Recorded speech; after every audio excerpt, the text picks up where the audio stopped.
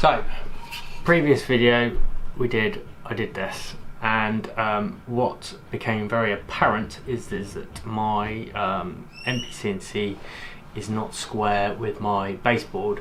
Now, I did measure it. I don't know whether the board's become bowed or whatever's happened, but instead of taking it all apart, what I thought I could do is produce some shims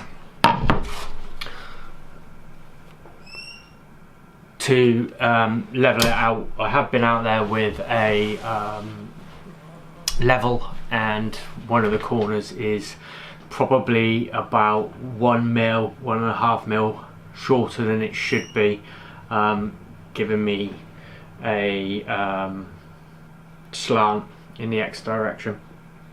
So the following video is just me knocking up some shims on Fusion 360.